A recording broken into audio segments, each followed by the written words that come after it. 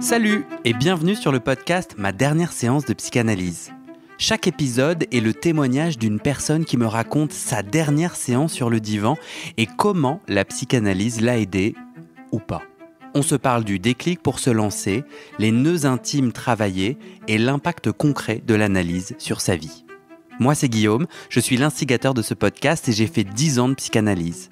Chaque témoignage m'aide à approfondir mon propre chemin de psychanalyse et à répondre à la question qui me taraude, la psychanalyse, est-ce que ça marche ou pas ? Et comment ? Bon ok, ça fait 2 questions. J'espère par là peut-être vous inspirer vous aussi sur votre chemin. Alors parfois je joue au psychanalyste, j'aide les gens à accoucher de leur histoire et à s'entendre. Parfois, je joue au patient et je détricote mes propres nœuds. Allez, place à l'épisode, je vous souhaite une très bonne écoute et vous dis à très bientôt. Ah, je vous rajoute un petit message, on arrive à la fin de 2022, bon peut-être que vous écoutez ça et on est déjà début 2023, en tout cas c'est un temps d'introspection pour moi, pour vous aussi peut-être. Je me demande qu'est-ce que je laisse à 2022 et que je ne vais pas continuer et qu'est-ce que je crée pour 2023 ? Alors du coup, j'ai envie d'entendre votre avis. Envoyez-moi un petit message pour me dire comment le podcast résonne pour vous, vos envies pour de futurs épisodes et peut-être vos idées d'amélioration. Je vous mets mon email et mes réseaux sociaux dans le descriptif de cet épisode. Et aussi, comme toujours, le lien pour faire un don et soutenir mon travail. Merci beaucoup. Comment, sur le divan, tu passes de la douleur d'une séparation amoureuse au fil rouge de ton père, tu te souviens ? Je pense qu'il y avait de façon déjà assez intuitive des choses qui venaient en miroir un petit peu entre ce que je pouvais vivre avec mon ancien compagnon et comment ça pouvait faire écho à des choses que j'avais vécues dans mon enfance. Et ça venait déjà en amont de la psychanalyse. Donc ça amenait déjà de la matière, tu vois, un peu à traiter. Et ensuite, c'est passé beaucoup par les rêves, pour moi, en analyse. Attends, parce que on va plonger dans les rêves, parce que ça, tu me l'avais dit qu'il y a eu des rêves... c'est marrant parce que j'ai vu une vidéo, une courte vidéo sur l'internet, justement d'une femme, je ne sais pas qui elle était, qui disait que notre cerveau va chercher à recréer en amour ce que l'on a vécu dans l'enfance. Et moi j'ai toujours cru que c'était un peu un truc de développement personnel à l'emporte-pièce. Toi tu l'as vécu, toi tu as vu le lien entre le type de personne avec qui tu relationnais et ce que tu as vécu dans ton enfance. Oui. Ouais, il y a eu... tu vois, là, je te parlais d'absence psychique. Je pense vraiment d'être confrontée à des personnes qui ne sont plus là, tellement ils sont happés par leurs propres angoisses. Et moi, du coup, j'étais assez sensible à ça, de mon expérience d'enfant avec mon père. Et ça me ramenait, dans la relation avec mon ex-compagnon, ça me ramenait à ça. Moi aussi. De quoi ? Tu as des absences psychiques ? Non. Ou tu as vécu aussi Non, moi aussi. Enfin, moi aussi, je vois des liens entre des répétitions. Et donc, ouais, ça me parle. Et du coup, toi, tu arrives sur le divan avec cette séparation. Par les rêves, tu dis, les choses se travaillent et arrivent au père. Tu as fait plus... C'est-à-dire, les rêves, c'était à chaque séance ? Alors, les rêves, c'était pas à chaque séance. Non, mais c'était une période où j'écrivais tous mes rêves et je me rappelais de beaucoup de rêves. Et j'en parlais pas forcément de tous, parce qu'il y a beaucoup de rêves. En fait, quand on se rappelle de 5 rêves, quand on se réveille, en fait, il y a beaucoup de rêves qui sont assez anecdotiques. Mais il y a eu des rêves très importants. Et, tu veux les raconter ? Je peux les raconter, ouais. Je peux raconter... j'ai 2 rêves qui me reviennent. Et aussi la question alors il y a 2 rêves et la question des associations d'idées, et je me rappelle là ce qui me revient, une séance où il y a eu des associations entre mon père, la Belle et la Bête, le conte de la Belle et la Bête, et mon ancien copain, de ce qui se passait un peu autour de ça. Et peut-être pour rester sur les rêves d'abord. T'es pas obligé, hein. Laisse filer, t'as plutôt envie de parler. Alors, peut-être, oui, c'est ce qui me vient là en tout cas, tout de suite. Une association pour des gens qui font pas de psychanalyse, est-ce que tu saurais le dire sans mots compliqués ? Alors le principe de la psychanalyse, c'est de laisser complètement libres les pensées qui viennent et les dire. Et elles peuvent parfois paraître complètement sans lien, même ça peut sembler être sans queue ni tête. Et en fait, il y a des choses des liens quand même qu'on peut essayer de comprendre entre une pensée et une autre, et c'est comment elles s'associent et comment on fait lien entre ces pensées. C'est quoi le chemin ? Et quand on laisse vraiment aller, on passe d'une idée à une autre, et puis à un moment donné, on peut avoir un peu...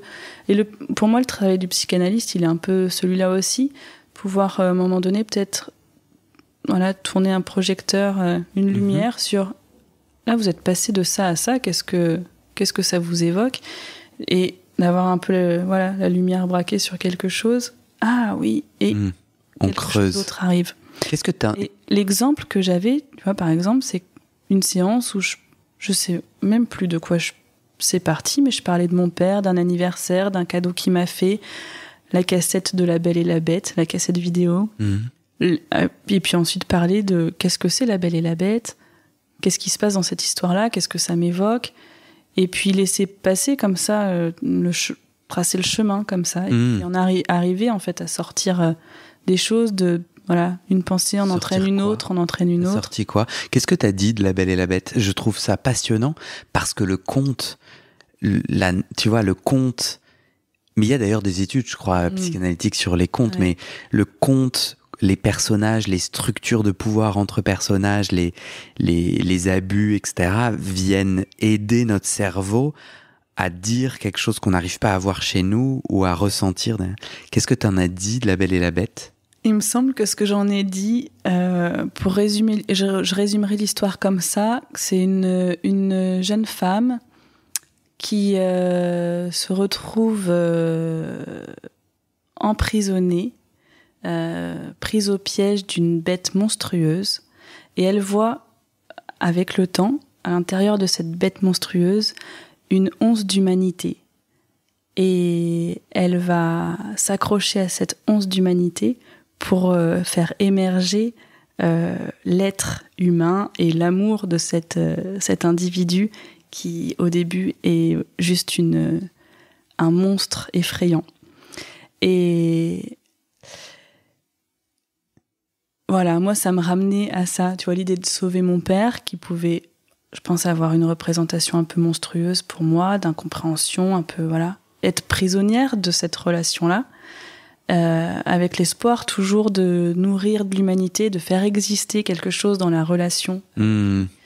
Et ça fait longtemps que j'ai pas lu le conte, ni vu les dessins animés, mais il me semble que... Comment elle s'appelle ? Belle ? Belle. C'est son prénom ? Belle, c'est son prénom. Oui. C'est chouette. Ok. Oui,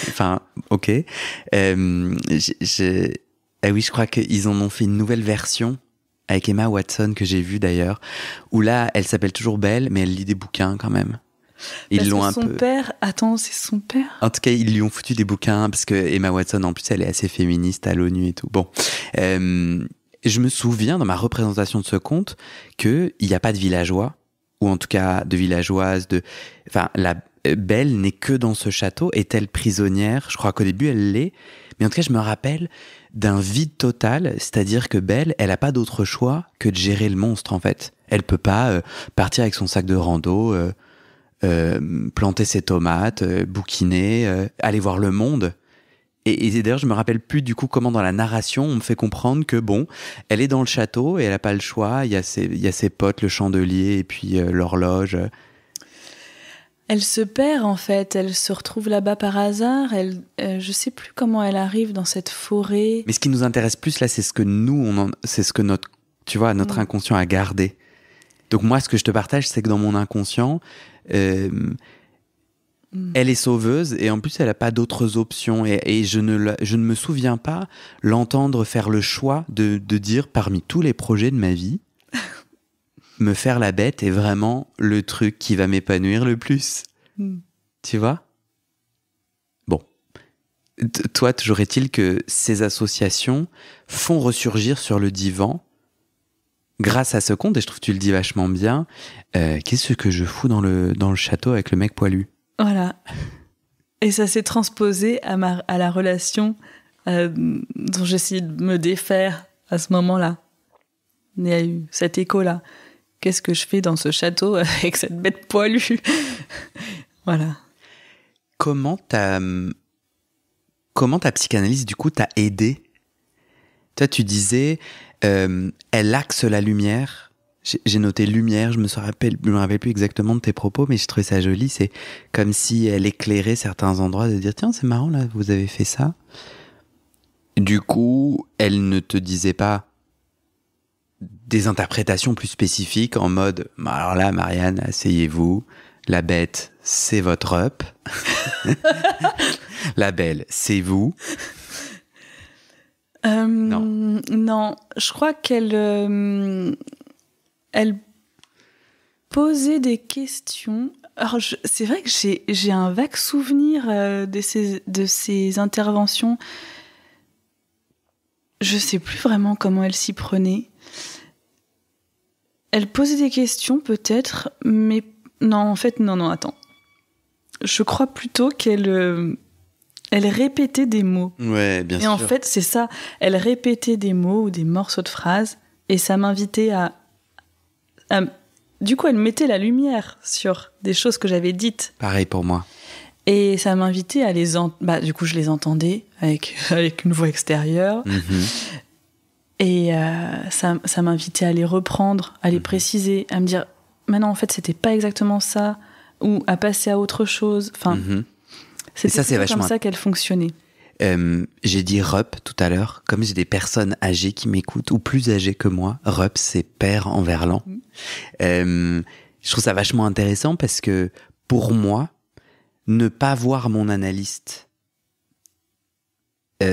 donc moi, pendant mes 10 ans d'analyse, j'étais parfois assis, il y a eu des tranches, des machins et tout, mais en tout cas, la puissance de l'analyse que moi je garde en tête, c'est ne pas voir la personne, ce qui me permet allongé de plonger dans cette libre association, puisque je suis pas en train de déclamer un discours, tu vois, je suis pas en train d'essayer de garder un peu mon en société. Je peux me permettre de passer du coq à l'âne, je peux me permettre peut-être de dire des choses indicibles, des gros mots, des trucs où je trouve ça un peu... Je peux plus facilement transgresser puisque ce que nous mimons, ce que nous vivons dans le cabinet, c'est déjà pas... Ça a pas l'air d'une vraie interaction humaine qui parle à quelqu'un... Un est assis, l'autre est allongé, l'autre est derrière, non. Et deuxièmement, c'est ces lumières sans interprétation, c'est ces silences qui me laissent à mon histoire et qui me laissent l'entière responsabilité de cheminer. Mais du coup, tandis que je souffre de ma séparation avec quelqu'un que j'aimais, tandis que je continue à naviguer ce père qui me heurte, c'est compliqué, non, quand même, comme forme de thérapie. T'es laissé un peu à toi-même et tu continues à souffrir dans la vraie vie. Alors, ça m'évoque plusieurs choses, tout ce que tu dis, en fait. Il y a vraiment beaucoup de choses dans ce format, de pas voir l'autre, mais de savoir qu'il y a quelqu'un. Tu le vois pas, mais en fait, il y a quelqu'un. Et du coup, je pense que ça amène aussi à l'extérieur d'être seul, mais de pouvoir tenir quelque chose. Justement, dans la vraie vie, tu traverses des choses et en fait, je pense que l'expérience se sentir soutenu sans voir, fait qu'il y a quelque chose qui peut tenir aussi à l'extérieur, tu vois, soutenir. Les gens voient pas, mais tu utilises pas mal tes mains là pour la première fois. Et je me connecte avec ce que tu dis. Oui, c'est vrai qu'en dehors des séances, on se sent soutenu, on se sent tenu. Oui. Tu mimais avec tes mains ton dos de quelqu'un qui derrière, je sais pas, soit un matelas sur lequel tu peux tomber ou une colonne sur lequel tu peux t'appuyer. T'adosser. Et alors, tu parlais des silences, et ce qui me revient, je crois j'avais peut-être évoqué ça au moment où on avait échangé au préalable. moi, j'entendais la psychanalyste derrière moi écrire. Parce qu'il y a des psychanalystes qui ne prennent pas de notes. Il y en a qui prennent des notes. Elle prenait beaucoup de notes. Et elle écrivait avec un critérium, une mine, sur un papier avec un support. Ça couine terriblement. Et ça fait beaucoup de bruit, en fait. Dans une pièce un peu capitonnée. Ça fait vraiment beaucoup de bruit. Et en fait, ça me donnait beaucoup d'informations. Et ça, je l'ai mesuré bien plus tard. Mais ça me donnait beaucoup d'informations sur en tout cas, j'interprétais beaucoup de choses sur ce qu'elle recevait et sur ce que ça générait de la relation, vraiment. Ça crée une relation, en fait, avec quelqu'un d'un peu absent, puisque tu ne le vois pas, et puis qu'il intervient peu. Mais en fait, il y avait vraiment... ça me donnait un feedback sur ce qui se passait pour elle. Tu interprétais un feedback. Ouais, de ouf. Et je me souviens que parfois...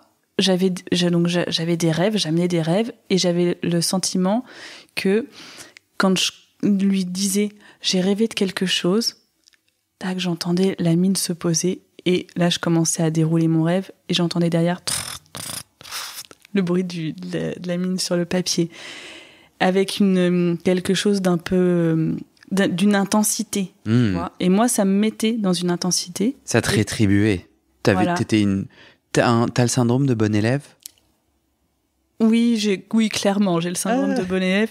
Mais en plus, tu devais être contente, tu dis là, ça marche. Oui, là, ça nourrissait une croyance, mon interprétation de... Elle aime bien, elle est intéressée par ce que je lui dis quand je raconte mes rêves. Et du coup, il faut que je rêve beaucoup pour lui offrir ça à chaque fois. Et là, il y a quelque chose dans la relation, tu vois. 5 rêves par nuit, c'était la teuf. Je lui faisais plein de cadeaux, quoi. C'était... je pense vraiment, qu'est-ce que je veux donner dans cette relation aussi. Tu me racontes un seul rêve que tu as envie de raconter, qui est déterminant pour toi, ou intéressant, ou amusant ?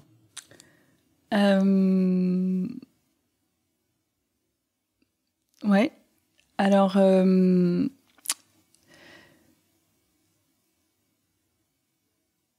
Elle réfléchit. Ouais, j'hésite entre deux. À gauche.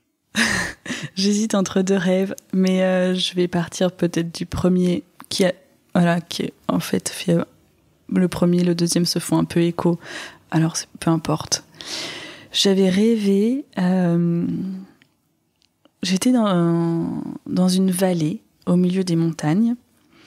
Avec une personne âgée, une femme. Jacuzzi. Non, pas du tout.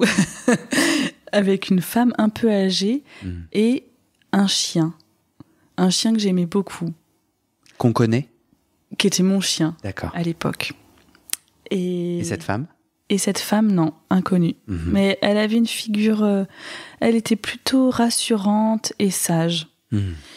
Et au fond de cette vallée, entre les montagnes, j'aperçois un troupeau. J'ai du mal à distinguer si c'est un troupeau de vaches ou de chevaux, mais j'aperçois un troupeau qui arrive, qui monte, avec beaucoup de bruit, de la poussière sous leurs pas, etc. Et mon chien, qui était un chien jeune, un peu foufou, qui est très très très excité par ce bruit, ça l'attire, il a envie d'aller voir, et il commence à aller courir vers ce troupeau, et moi je sens un grand danger pour lui. Et en fait, le troupeau, il rencontre le troupeau, il se fait piétiner par le troupeau passe, et il reste une vache au sol, et mon chien au sol. Et donc avec la femme âgée, on va vers mon chien, et là, il y a un prêtre, un prêtre vétérinaire, qui regarde mon chien avec moi et qui me dit « C'est terminé, c'est la rate ». Et je comprends, la rate a explosé sous les pas du troupeau. Et c'est terminé. Voilà. Et ce rêve-là, j'ai senti, au moment où je me suis réveillée, qu'il est revenu, etc., toutes les images, j'ai senti vraiment beaucoup d'émotions, c'était très fort. Et quand je l'ai raconté en psychanalyse, il y a eu plein de parallèles. Être excité, sentir que c'est dangereux, ça faisait écho à plein de choses. Voilà, enfin, bon, Qu'est-ce que t'en as fait? Quelle digestion t'en as fait? C'est quoi le sens? Le sens, en fait, c'était vraiment pour moi lié à ce que je vivais dans cette difficulté à me séparer de mon ex, à avoir toujours envie d'aller vers, être excitée par cette relation, avoir envie d'aller encore chercher quelque chose là-bas, en sachant très bien que c'était dangereux pour moi et que j'allais être écrasée, en fait, comme le petit chien. Et voilà. Et en fait, ça voilà, dérouler un petit peu ça, ces questions-là. C'est bizarre parce que toi, t'es pas le chien. Or, t'es déjà dans le rêve. C'est marrant parce que je vois pas du tout le lien. Je le vois même pas un peu. Entre l'histoire que tu m'as racontée et ce que t'en fais sur le divan, je vois pas le lien. Mais l'important, c'est dans ton corps. Enfin, tu vois, l'important, c'est ton expérience.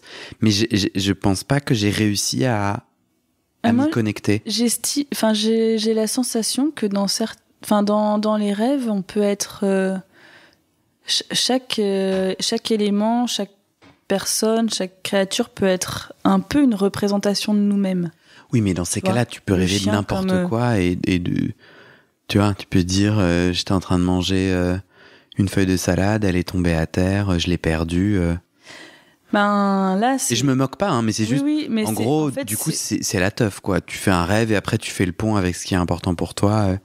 Non, ce qui a amené à ce que ça prenne sens, c'est que moi, ça a réveillé une émotion immense par rapport le matin au rêve. réveil. Le matin au réveil, et surtout en disant le rêve. La première fois où je l'ai dit dans le cabinet, il y a eu beaucoup d'émotions. Je me suis en fait clairement effondrée en larmes, je crois. Et peut-être même sans mesurer le sens tout de suite. Et après, c'est le travail de la séance, de la psychanalyse. Et ce rêve-là, il est revenu dans plusieurs séances et sur du long terme, en fait. Et là, je te reparle en plus d'une interprétation qui est la première que j'ai eue. Je vis vivre un danger, etc. Peut-être dans une relation. Et en fait, à d'autres périodes, ce rêve, il est revenu et il y a eu d'autres éclairages, d'autres choses qui sont ressorties vraiment. Je me souviens du coup un deuxième rêve qui avait des images un peu similaires. Parce que t'as jamais su la vieille femme, tu lui as jamais donné un rôle. Je lui ai jamais donné de rôle, mais là, je donnerai le rôle de la psychanalyste à la vieille femme. Ah, tu vois, ton analyse s'est étagée ? Oui. Ah, c'est génial parce qu'en fait, nos rêves sont nos contes. Mais oui. Et tout ça, c'est des supports pour se raconter. C'est pour ça que, en fait, on s'en tape. Enfin, je me fiche des interprétations d'un analyste qui croit mieux savoir, puisque le sujet, comme tu viens, je trouve, de le prouver, c'est pas tellement comment un œil extérieur peut préjuger ou dire ah ben oui, bien sûr, la vieille femme c'est nanani, et puis un peu comme on pourrait croire que c'est comme ça qu'on analyse les rêves. C'est plus ce qui se passe dans mon corps et ce que j'en raconte qui bouge en moi, qui permet une sortie de mots, qui permet de dire des trucs qui sont mon sujet. Et en fait, on s'en tape si c'est le vrai ou le faux dans l'expérience de la psychanalyse, et pas vraiment le sujet. Ça met au travail quelque chose. Je décide parce que j'imagine qu'il y a plein de personnes qui ont entendu autre chose de La Belle et la Bête et qui peuvent en faire un conte de grande libération, de grande joie, à la détermination à aider les autres, et tu vois, c'est très bien, et c'est ça qui travaille sur le divan, quoi. Mais je trouve ça du coup vachement intéressant. Qu'est-ce que au final tu en as fait de la question de la séparation? Est-ce que sur le divan, est-ce que dans tes années en psychanalyse, donc j'arrive sur le divan, je me sépare de quelqu'un, ah, il est poilu, Ah, mon père est poilu. Oui, je sais pas, c'est mon énergie du jour, mais Oui. bon, c'est ton histoire, c'est ton intime, et je le dis avec humour, mais bon, tu rigoles. Mais excuse-moi, je me moque pas du tout, mais là, je suis plus dans une énergie un peu comme ça. Mais tu vois, genre, ok, je fais des liens. Je suis la sauveuse. Il se passe quoi en dehors du château? J'ai envie de faire quoi au lieu de rester bloqué dans le château? Qu'est-ce que du coup, aujourd'hui, tu as l'impression que dans tes relations,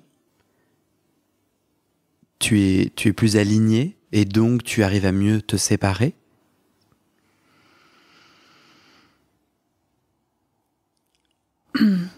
Je pense que... C'est pas un grand oui quand même. Ouais, c'est pas un grand oui.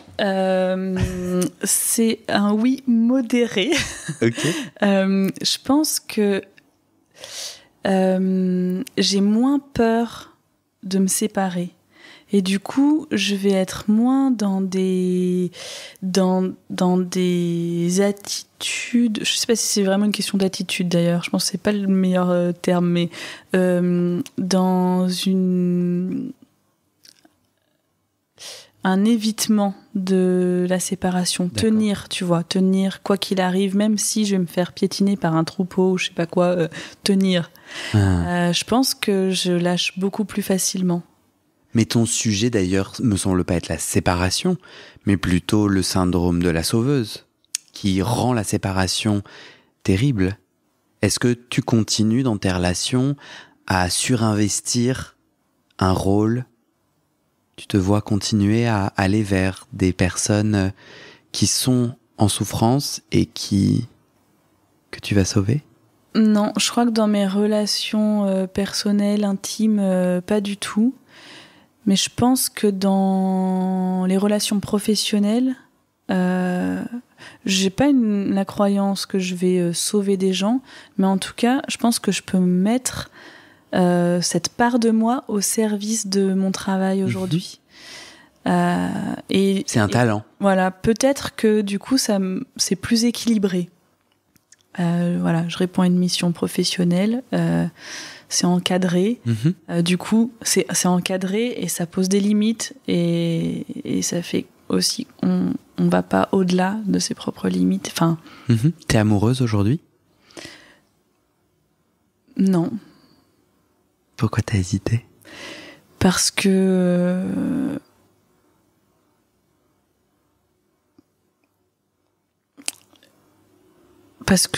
j'aime plusieurs personnes et peut-être que la question t'es amoureuse, elle évoque tout de suite est-ce que tu es amoureuse d'une personne? D'accord. Et voilà, ça. Donc tu es amoureuse, oui, de plusieurs personnes. Voilà. Et quand tu es pour toi amoureuse, ça veut dire tu es attirée sentimentalement, sexuellement, amicalement? Là, tu penses à quoi quand tu dis je suis amoureuse de plusieurs personnes? J'aurais pas dit amoureuse. J'aurais dit j'aime plusieurs personnes. Ok. Voilà. Et donc c'est Tu relationnes avec ces gens? T'es en relation avec ces gens? Oui. Et de nature un peu différente du coup aussi. Et tu observes un décalage ou de cette ancienne Marianne, tu te trouves moins dans ce syndrome de la sauveuse dont tu as parlé? Je me ressens plus du tout dans ce syndrome-là, oui. Ok, c'est gagné. Je crois que c'est gagné, oui. Bah, faut que tu me dises comment, parce que moi, je suis encore un peu dedans. C'est la psychanalyse qui t'a aidé, tu crois? Oui, je crois vraiment que là-dessus, ça m'a vraiment aidé. Ok. Oui. Au travers de la libre association, des rêves, de ramener à la surface une réalité de petite fille, de mettre des mots. De mettre des mots et de faire des deuils.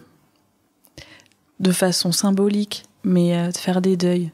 Faire le deuil des croyances. Croire que je vais sauver, croire que je vais pouvoir, croire que il faut tenir, croire que... faire des deuils. Et je pense faire le deuil de relation aussi. Le deuil d'une relation avec mon père que j'aurais souhaité de telle ou telle façon. C'est la séparation ultime, la mort, le deuil. Ouais. Ben oui, c'est ça la séparation. La fin de la fin. Et je pense aussi, tu vois, pour revenir... le fait d'être là, c'est aussi peut-être faire le deuil de la relation... tu vois, venir en dire quelque chose et faire le deuil de la relation avec la psychanalyste, cette relation qui a pris fin. Et du coup, elle était comment cette dernière séance ? Alors cette dernière séance, elle était sublime, délicieuse. Oh, c'était un bonheur. Oh là là. Voilà. Je crois que j'ai pas forcément envie de trop en dire. Peut-être, tu vois, par rapport... je vais quand même en dire quelque chose, je vois tes yeux un peu qui s'ouvrent. Mais justement, tu vois, je reviens à ce que je disais au début sur la question des secrets, du secret trésor qu'on a envie de garder un peu pour soi et pour garder un peu cette consistance, cette qualité-là. Et je sens qu'il y a quelque chose que j'ai envie de garder un peu pour moi. C'est intéressant. Dans cette dernière séance. Mais ce que je peux en dire, c'est que ça a été un vrai bonheur parce que ça a été vraiment de pouvoir se dire au revoir. Et là, j'étais plus allongée sur le divan. Il y a eu un processus entre le moment où elle m'a annoncé qu'elle allait partir et cette dernière séance, un processus de passer au divan à de nouveau sur un fauteuil en face à face. Je me souviens d'une séance, je pense la première où j'étais assise en face d'elle d'ailleurs et où je voyais le divan vide. Et ça a été beaucoup d'émotions pour moi de voir ce divan vide. Et puis voilà, ça s'est travaillé aussi jusqu'à la dernière séance où on a pu se faire un retour chacune de qu'est-ce qui s'est passé dans notre relation. Et elle aussi a pu être vraiment là, en face de moi. Elle t'a dit quoi ? Et dire... Elle m'a dit, le contre-transfert a eu lieu, avec beaucoup d'émotions dans les yeux. Et pour moi, ça suffisait. Elle avait, voilà. Pourquoi ça suffisait ? Elle te kiffait. Ce que moi j'en ai, ce que j'ai ressenti à ce moment-là, c'est que il s'agissait pas que de ma question de la séparation, moi qui dois apprendre à me détacher d'elle, à accepter qu'elle s'en aille. C'était on se sépare. En fait, il s'est passé quelque chose entre nous et peut-être que ça me faisait prendre conscience qu'il s'agissait pas juste dans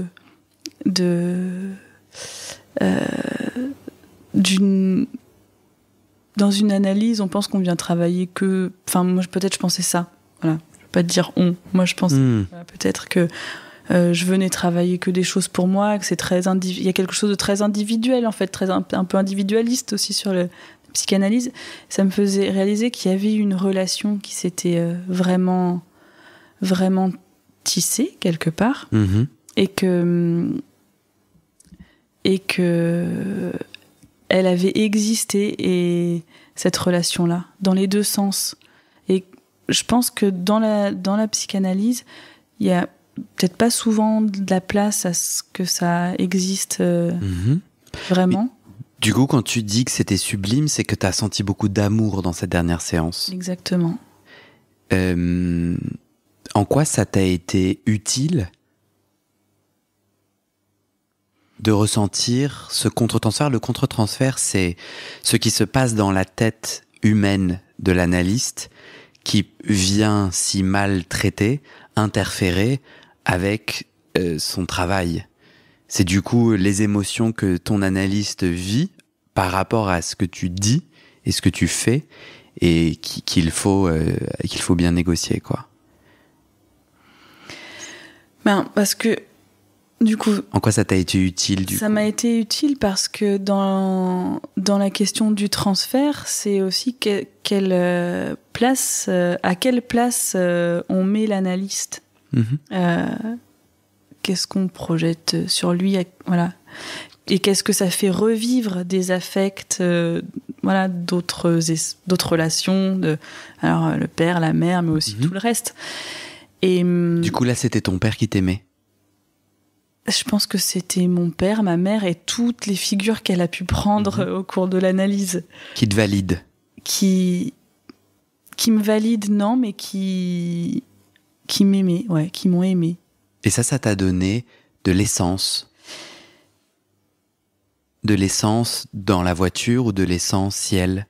Alors, en fait, j'ai envie de juste rajouter quelque chose. Je pense que ça ramenait à mon père, ma mère et tous les autres peuvent m'aimer. Voilà. Mais elle, c'est devenu elle vraiment, l'analyste. Je l'avais en face de moi, vraiment, c'était elle. C'était pas toutes les figures que je pouvais projeter sur elle à ce moment-là. Elle m'a aimée. Elle m'a aimée, voilà. Ok. Et on va faire un petit exercice ensemble, on va venir gratter. J'ai envie, dis-moi si t'as envie aussi. Est-ce que tu y allais combien de fois par semaine? Une fois par semaine, et il y a eu certaines périodes où j'y allais 2 fois par semaine. Un peu plus. Pendant 3 ans? Ouais. Il y a combien de semaines par an? 52, 50. 52, il y avait des vacances, mais on va dire 52 pour parfois 2, parfois 1, Ouais. fois 3. Et tu payais combien? 50 €. Ok. Tu as dépensé... Ah, non. Pardon. Tu me fais 56 semaines, on a dit? 52, je crois. Je prends mon téléphone. 52 fois...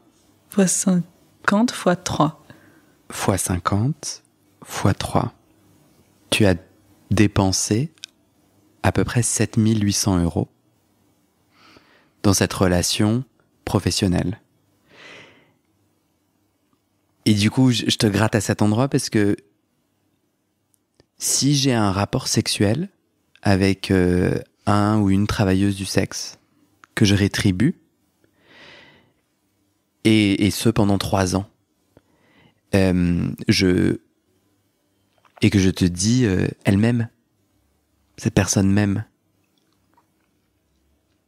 Moi, j'ai 2 réponses. Je me dis, oui, je pense qu'en fait, cette personne a créé un lien avec moi, que oui, il y a de l'argent dans notre rapport, mais que elle m'a connecté à des endroits intimes, elle m'a peut-être réappris l'amour, le sexe, elle m'a peut-être fait un bien qui m'a donné des ailes, elle m'a donné l'essence et l'essentiel.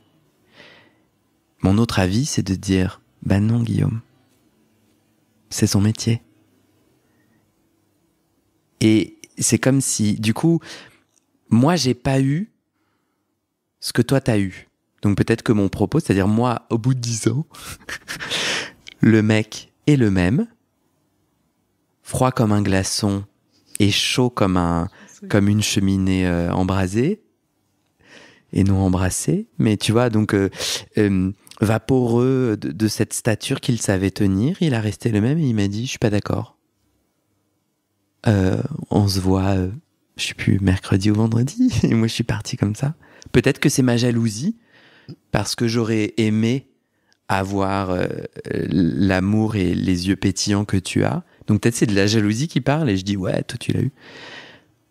Mais ça vient me gratter quand même ce que tu racontes, où je me dis, mais en quoi c'est utile qu'une psychanalyste, les yeux pétillants, dise le contre-transfert a eu lieu, un peu comme... Mais... Et puis du coup, est-ce que j'ai bien dépensé mes 7 800 €? Et qu'est-ce que tu penses de ma gratouille?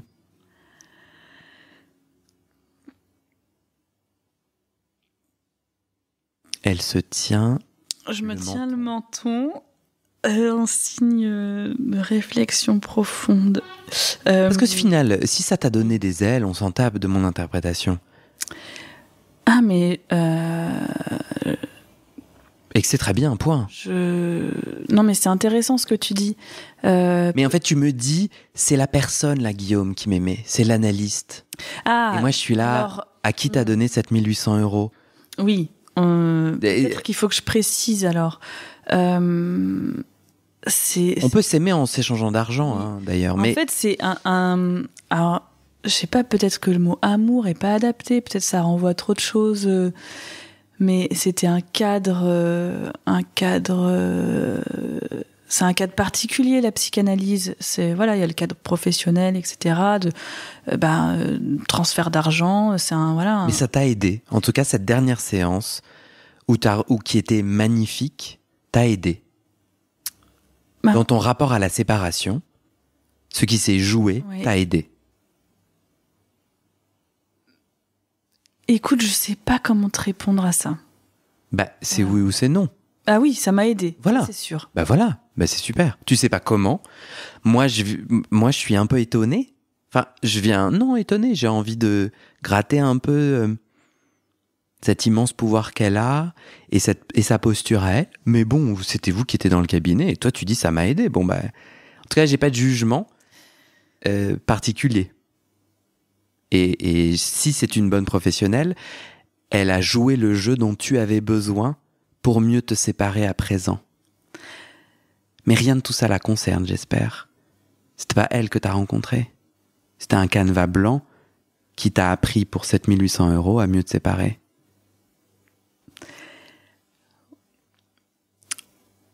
Je te gratte là. Ouais, alors c'est clair que elle, je n'ai pas rencontré, j'ai pas rencontré cette personne, je ne connais rien d'elle. Je ne connais quasiment rien d'elle. C'est clair. Mais en fait, quand on est dans un cabinet, je crois qu'il y a quand même, au niveau de l'inconscient, des échanges qui se passent. C'est ça le travail aussi en analyse. Et ça vient tisser quelque chose entre deux personnes, entre deux individus quand même. Et est-ce que ça fait relation tu vois, je sais pas. En tout cas, ça met quand même deux personnes en lien. Et pour moi, en effet, je l'ai pas rencontrée elle et je l'ai pas aimée elle pour ce qu'elle était en tant que personne, mais en tout cas pour ce qu'elle m'a permis de traverser. Pour tu vois, on parlait de qu'est-ce qui soutient dans la vie, dans la psychanalyse, pour le soutien qu'elle a représenté, qu'elle m'a aidé qu'elle a représenté d'abord à l'extérieur, mais qu'elle m'a du coup aidé en représentant à l'extérieur, à construire à l'intérieur de moi. Et ça, en fait, ça ramène, moi, tu vois, ce que ça m'évoque, c'est que ça ramène au travail que les parents et les adultes de référence auprès d'un enfant font, l'étayer jusqu'à ce qu'il soit suffisamment solide pour s'étayer tout seul. Et ça, c'est aussi possible. Dans un enfant, il se construit, il peut faire ça avec des adultes de référence parce qu'il y a un lien d'attachement. Et le lien d'attachement, c'est de l'amour. Donc c'est ta mère-père de substitution. Ouais, voilà. Et donc c'est ça, c'est cette puissance que tu as ressentie à la dernière séance. Ouais, c'est cette puissance-là, ouais, cet amour-là. Et ce grand merci que vous vous donniez. Qui fait que j'ai pu puiser là-dedans et de sentir que c'était pas sans dire elle m'a aimé, peut-être c'est un peu là romancé, voilà. Mais en tout cas, sentir que c'était pas pour elle, c'était pas non plus complètement froid. Tu vois, je parlais au début de ma représentation de la psychanalyse, de peut-être mon a priori c'est quelque chose d'un peu froid, je crois que j'utilisais ce mot-là. Et de voir que ça venait casser ce code-là que j'avais, en fait, c'était pas complètement désaffectivé pour elle non plus. Alors bon, parler d'amour, peut-être que je m'emballe, j'avais envie de le vivre comme ça. Ça m'a fait beaucoup de bien, c'est sûr, ça m'a aidé à me séparer. En tout cas, je crois vraiment que ce qu'elle m'a renvoyé, c'est que ça n'avait pas été désaffectivé. Elle avait été là, voilà. Et voilà, ça, je pense que sentir en fait l'investissement de la personne. Ouais. Alors même que c'est son métier, mais sans que ça soit problématique. Voilà, ça aide à sa structure en fait. Mais moi je crois aussi beaucoup au travail du sexe, aux travailleurs du sexe, et enfin dès lors, parce que bon, la prostitution et l'historique de la prostitution est très complexe, etc. Mais dès lors que c'est un métier choisi, en fait, il y a plein de gens qui peuvent bénéficier énormément d'une rééducation où la personne que l'on paye joue des rôles ou re-aide à des endroits extrêmement intimes et dénoue des nœuds. Du coup, mon lien avec cet autre métier était volontairement un peu clin d'œil, et bien sûr que j'entends que c'est particulier comme choix, mais pas tout à fait. Et moi, c'était plutôt en hommage. Parce que ces deux métiers sont assez décriés. Il y a de l'échange d'argent autour de l'intime. Mais je trouve que, tu vois, dans la mesure où c'est des moments Et c'est des endroits qu'on investit pour mieux être ailleurs avec des gens avec qui on n'échange pas d'argent ou avec qui on peut échanger d'argent. Parce que tu parles d'ailleurs que ce rapport à l'humain, il impacte aussi dans ton travail où tu as su mieux. Et là, dans ton travail, c'est toi qui es payé. Donc c'est intéressant. Est-ce qu'on est en train de passer à côté de quelque chose ? Je crois que j'ai l'impression que ton rapport à l'amour a changé. Au moment où je t'ai dit t'es amoureuse et où t'as dit ça me parle pas, j'aime plusieurs personnes, j'ai peut-être l'impression d'avoir entendu que ce qui s'est décalé, c'est qu'aujourd'hui, en tant que personne... Ah, tu souris. Je vais te laisser finir en tout cas là, ce que tu évoques, ton idée me plaît. Vas-y. Mais je sais. On s'en fout, vas-y.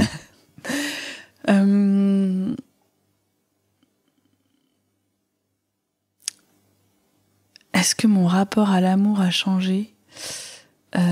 Ou ta façon de relationner. Parce que ce que j'entends, c'est que tu étais avant sauveuse, c'était ta place et ton rôle dans la relation. On schématise, hein, mais...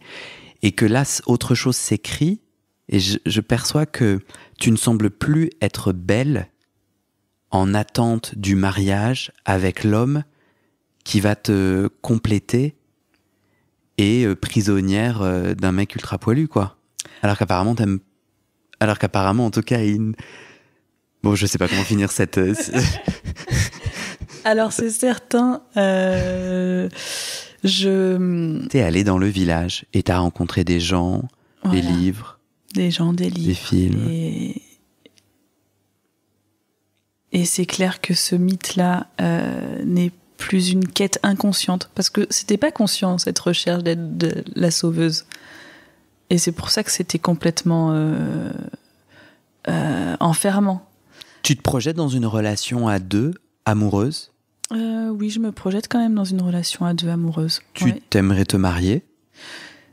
Mariage, pas nécessairement me marier. Non, avoir des enfants ? Tu en as ? J'ai pas d'enfants, non. Mais j'aimerais bien en avoir, il me semble. Je le conçois pas sans être en relation, avoir des enfants. Alors, voilà, je dis il me semble, parce qu'il faut, pour moi, que ça naisse de quelque chose de partagé, d'un désir commun. En tout cas, je crois que j'aimerais partager ce désir avec quelqu'un. Est-ce que tu sais pourquoi tu viens sur un podcast qui s'appelle Ma dernière séance de psychanalyse et la seule chose que tu ne veux pas raconter et que tu veux garder secret, c'est ta dernière séance de psychanalyse ? J'en ai dit un peu quelque chose quand même. Non, il n'y a pas de critique. Et tu pourrais dire, j'ai envie de prendre le pouvoir et t'aurais le droit. Enfin, du coup, il y a vraiment... Donc, moi, ça m'amuse. Je trouve ça super drôle. Et en fait, je suis là, mais vas-y, c'est ton témoignage, prends l'espace que tu veux. C'est particulier quand même. C'est rigolo. C'est pas anodin. Ouais. C'est quoi ? C'est toi qui prends le pouvoir ? C'est toi qui... C'est important. C'est très intéressant ce que tu dis. Tout n'est pas à dire. Et je vais garder certaines choses. Je sais pas, je crois pas que ce soit une question de prise de pouvoir. Ça, tu vois, ça me parle puissance. Pas. Mais c'est peut-être justement pouvoir... je dis quand même pouvoir.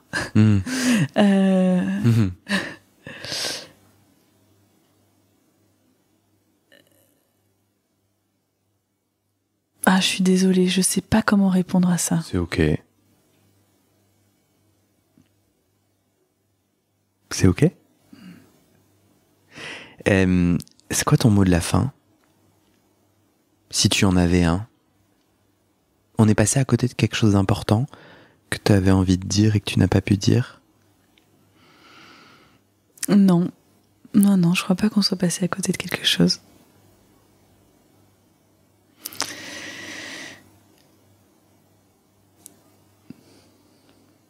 Je t'ai coupé la chic de la parole. Mais je crois que je reste avec cette question à laquelle j'arrive pas à te répondre là tout de suite, de qu'est-ce qui fait que je viens parler de la dernière séance sans vouloir en parler. Et comme je l'avais pas mesuré comme ça, tu vois, j'avais pas identifié cette contradiction. Je reste avec un peu là cette question que je laisse sans réponse aujourd'hui. Mais je peux te poser la question d'une façon plus douce. De quoi tu prends soin quand tu racontes tout un tas de trucs et tu participes avec cœur et joie à ce projet de dire publiquement quelque chose de ton chemin d'analyse que tu as fait avec beaucoup de... Enfin, moi, j'ai trouvé ça plein d'élan. À aucun moment donné, tu n'as retenu. Mais tu choisis, là-dedans, de prendre soin de quelque chose et tu as décrit, il y a des choses qu'on garde secrètes pour les choyer, pour en prendre soin, comme si la parole publique venait salir ou amoindrir. En fait, disons que j'ai l'impression d'avoir quand même dit ce qui s'était passé pour moi pendant cette dernière séance, tu vois, d'en avoir quand même parlé. Okay. Et que aller au-delà pour raconter, ce serait perdre... je pense pas que raconter le détail de ce qui s'est dit, de ce qui s'est passé, amène plus de choses pour un regard extérieur. Mais ça, c'est mon travail, c'est à moi de le juger. En fait, le concept, c'est raconte ta dernière séance. Et toi, tu as le droit de dire... Enfin, pour moi, je reçois moins cette parole où tu fais mon boulot et tu dis ça va pas apporter aux gens. Ça, c'est à moi de couper ou pas.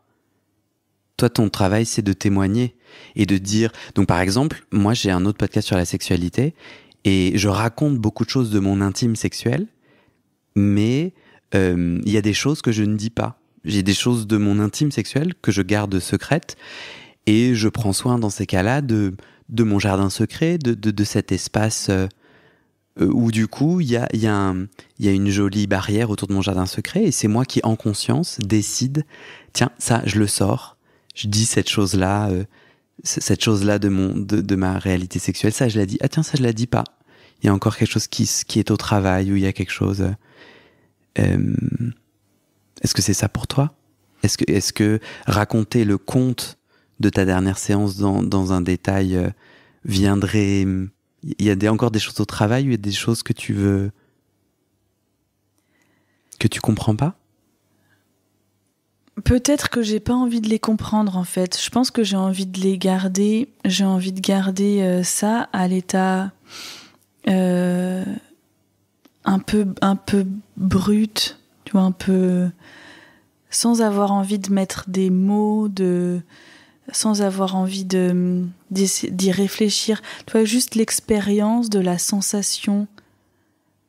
Ça m'amène ça. Là. Je me reconnecte à la sensation, à l'émotion que j'ai eue.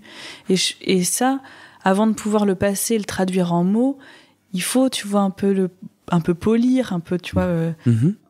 Ça se transforme, une expérience, avant de devenir des mots. Et je pense que j'ai envie de garder pour toujours la sensation à l'intérieur de moi et pas en dire quelque chose, tu vois. Okay. Ouais. Voilà. Tu m'as dit en pré-entretien que tu avais repris une tranche. Ouais. Pourquoi ?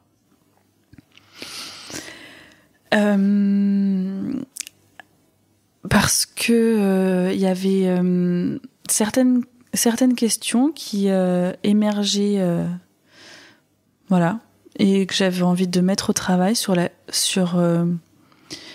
notamment, tu me parlais est-ce que j'ai des enfants, est-ce que j'ai un désir d'enfant, et ça, voilà, bon, passé 34 ans, voilà, 35 aujourd'hui, c'est venu me travailler, voilà. Donc la question du désir d'enfant, la question du désir aussi m'orienter, voilà, moi-même vers la psychanalyse en tant que profession.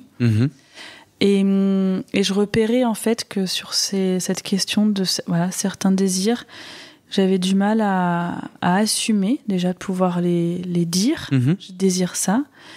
Et peut-être du coup avec un complexe autour de ça, peut-être que je m'en sens pas capable. Ou voilà. Et j'avais envie de mettre au travail ces questions-là.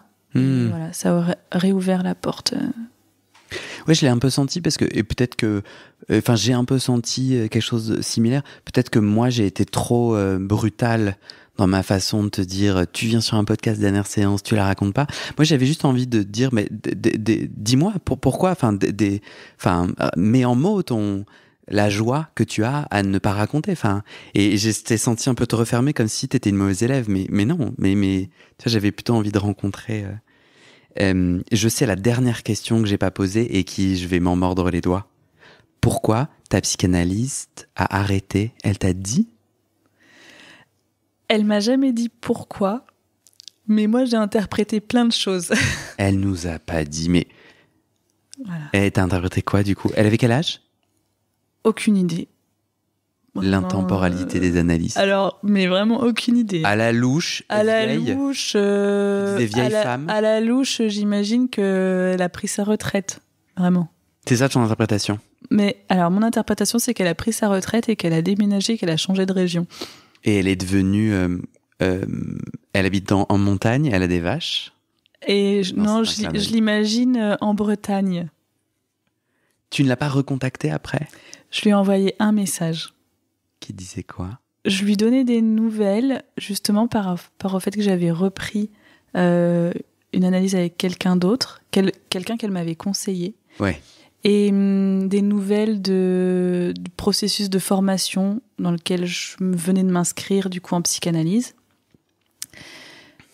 Et voilà. Elle t'a répondu quoi? Elle m'a répondu. Gros quelque bisous, je chose. t'aime. Elle m'a répondu. Je pensais à vous pas plus tard que ce matin. En gros, comme quoi nos inconscients sont toujours à l'œuvre. Ah oui, bah elle t'a dit gros bisous, je t'aime. Hein. Un peu. Ah de ouf. Voilà. Et je crois qu'elle m'invitait à reprendre contact avec elle si dans le cadre de ma formation en psychanalyse, j'avais envie Je trouve ça trop d'échanger. intéressant. T'es traité d'une façon tellement différente de moi. Et du coup, je me pose la question, parce que moi, c'est sûr que le deuil, la séparation, c'est des sujets. Et du coup, nos expériences sont tellement différentes, je suis trop curieux. Je me dis, qu'est-ce qui aide le plus le patient? Est-ce que de dire cet amour, comme elle n'a de cesse de te le répéter, donne des ailes ou pas? Et puis surtout, j'imagine que ça dépend de la personnalité. J'imagine que l'important, c'est que toi et moi, on considère ou pas que ça a été utile. Mais j'adore ces deux positionnements, ces deux postures si différentes. Et aujourd'hui, je fais une expérience radicalement différente parce qu'il n'y a pas cette part-là. Je ne retrouve pas cette part-là dans l'analyse que je suis en train de faire aujourd'hui avec d'autres personnes. Et elle ça t'aime me un peu moins questionne. fort.